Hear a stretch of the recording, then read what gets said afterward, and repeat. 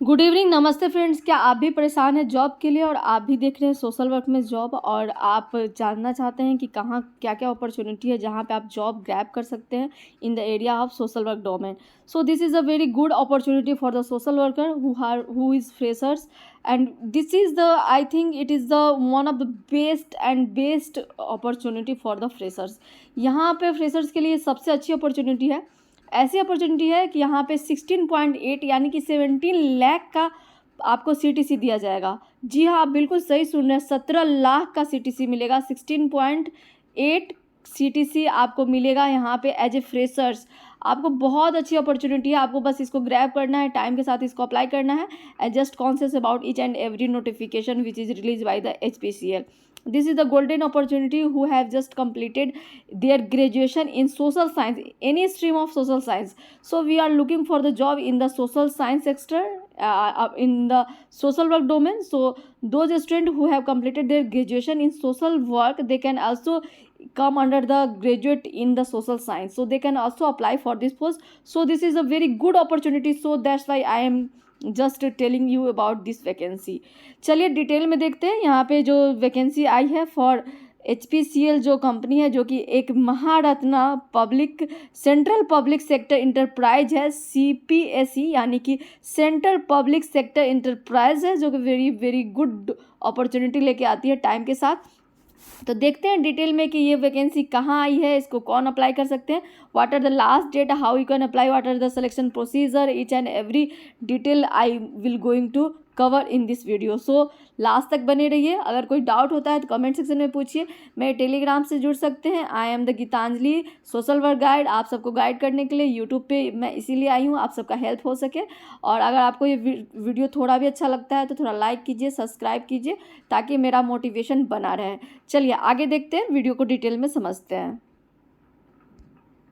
Hindustan petroleum corporation limited, जो कि registered है आपको टाटा जी जमशेदजी टाटा के द्वारा ये अंडर आती है, ये मुंबई में सिचुएटेड है। और यहाँ पे थोड़ा सा कंपनी के बारे में, HPCL के बारे में थोड़ा सा डिटेल दिया गया है कि Hindustan petroleum corporation limited was established on July 15, 1974।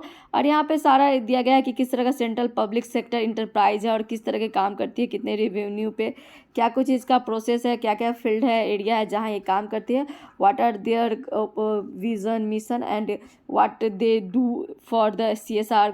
This is also here written. आप देख सकते हैं CSR एक काफ़ी अच्छा सोशल वर्क वालों के लिए एक जानने वाला चीज़ होता है, जो कि कॉर्पोरेट सोशल रिस्पॉन्स बोलते हैं। इस एरिया में भी वो बहुत अच्छा काम कर रहे हैं, जैसे child care, education, health care, skill development, community development and इस तरह के कई सारे प्रोग्राम के साथ ये जुड़े हुए हैं। बढ़ते हैं हम आगे। सबसे पहले हम यहाँ पे बात करेंगे कि यहाँ पे कौन सी वैकेंसी आई है जिसको सोशल साइंस के स्टूडेंट अप्लाई कर सकते हैं। यहाँ पे वाइड रेंज ऑफ वैकेंसी आई है, आप देख सकते हैं। नंबर ऑफ पोजीशन दिया गया है, पे स्केल दिया गया है, वैकेंसी मैक्सिमम एज लिमिट साथ ही दिया गया है, number of experience required for that position. So आगे हम बिना किसी देर के बढ़ते हैं और देखते हैं कि कौन सा वैकेंसी है जिसको सोशल साइंस के स्टूडेंट अप्लाई कर सकते हैं। तो यहाँ पर आप देख सकते हैं, आगे बढ़ते चले जा रहे हैं हम। यहाँ पे आपको सीरियल नंबर सबसे नीचे दिखेगा, पोस्ट का नाम है आपको ऑफिसर का, जो कि आपको देख सकते हैं वेलफेयर ऑफिसर का पोस्ट है, सीरियल नंबर 2.21 में है, यहाँ पे देख सकते हैं। और यहाँ पे जो सैलरी है वो काफ़ी अच्छी सैलरी है फॉर दिस पोजीशन। 50,000 से लेके वो 1,60,000 पर मंथ के बीच आपको दिया जाएगा। और बात करें मैक्सिमम एज लिमिट की, तो यहाँ पे 27 year is the maximum age limit. और वैकेंसी की बात करें तो यहाँ पे नंबर ऑफ जो वैकेंसी है वो काफ़ी लिमिटेड है, वैकेंसी ही दिया गया है। हाँ, वैकेंसी यहाँ पे सिर्फ एक ही है, only one vacancy for this post. So आपको ये क्या करना है, बहुत ही जागरूकता के साथ इसको अप्लाई करना है। बहुत अच्छी वैकेंसी है, 16.8 लाख पर CTC की वैकेंसी है और नंबर ऑफ़ वैकेंसी सिर्फ एक है। तो जाहिर सी बात है इसके बहुत सारे दावेदार होंगे, तो आपको बहुत अलर्ट होकर एग्ज़ाम वगैरह, इंटरव्यू वगैरह बहुत ही अच्छे से आपको क्वालिफाई करना होगा। बात करें क्वालिफिकेशन की, तो डिग्री इन सोशल साइंस और from recognize institute of by state government of Maharashtra.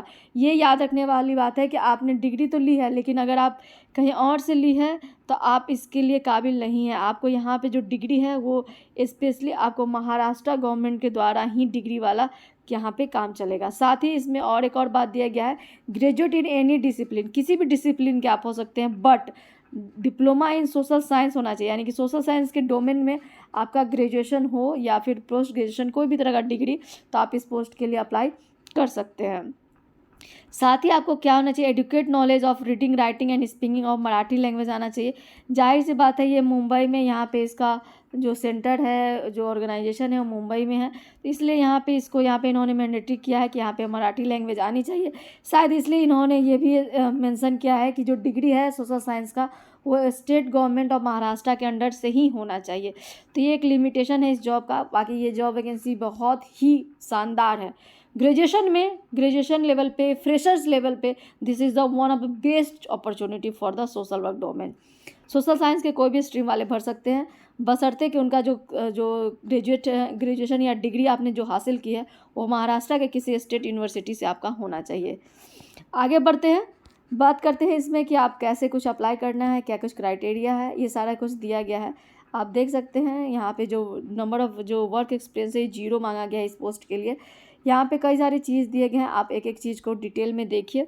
Other जितने भी वर्क एक्सपीरियंस जिन वैकेंसी में मांगे गए हैं उनमें किस तरह का जॉब वैकेंसी चाहिए उसके बारे में डिटेल दिया गया। जैसे इंजीनियरिंग के काफ़ी स्ट्रीम्स के लिए यहाँ पे वैकेंसी आई है, साथ ही अदर स्ट्रीम्स के लिए भी वैकेंसी आई है। अगर आपका कोई रिलेटिव, फ्रेंड्स या आपका कोई कलीग्स, those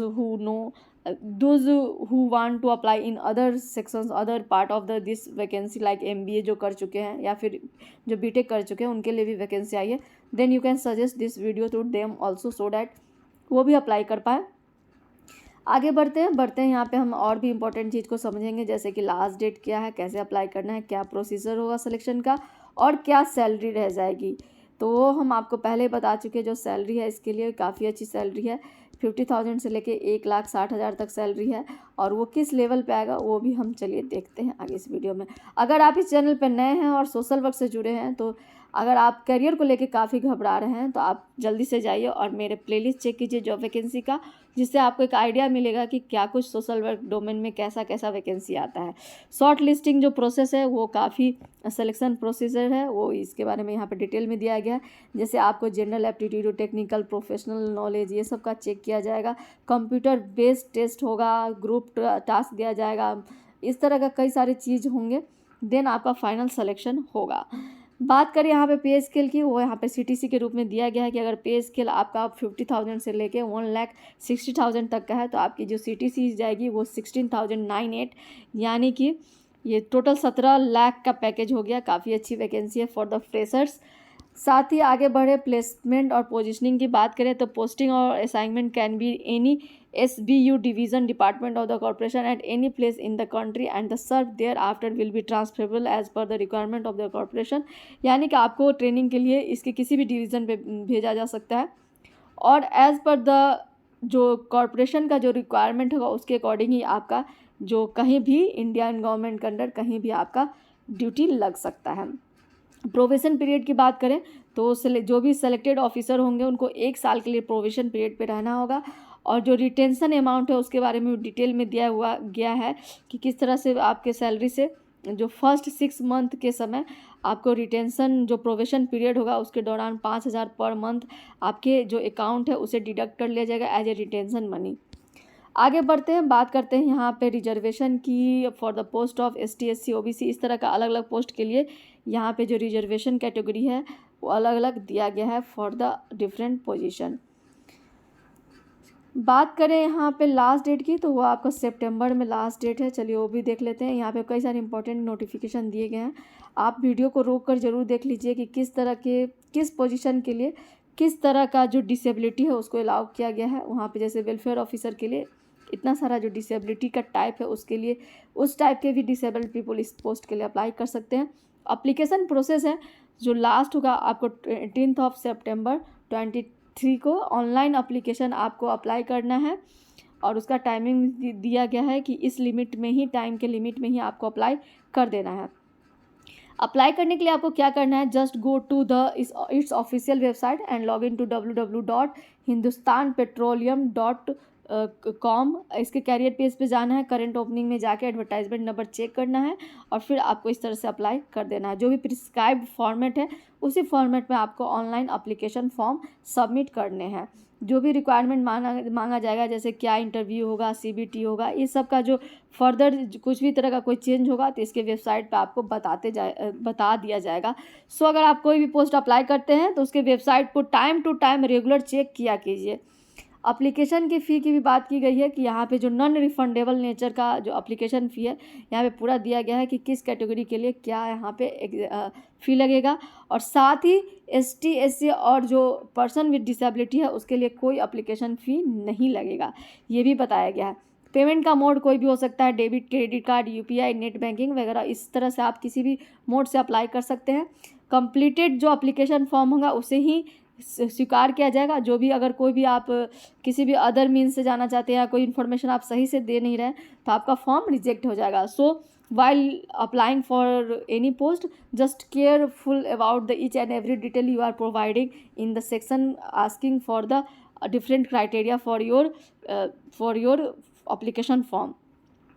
अगर डिस्पाइट ऑफ ऑल थिंग्स आपको अगर किसी भी तरह का कोई दिक्कत होता है तो you can just ask to this query to the @career@hpcl.in, इस पे जाके आप पूछ सकते हैं।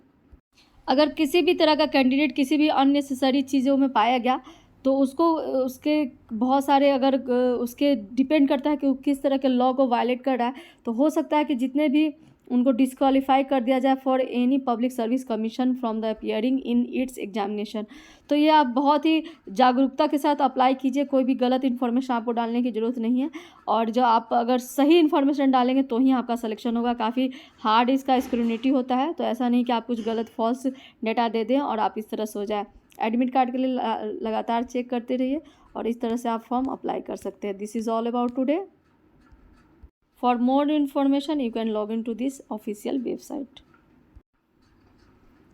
This is all about today. फिर मिलते हैं नए वीडियो में इसी तरह के अपडेट्स के लिए इस चैनल पर बने रहिए। तब तक के लिए धन्यवाद।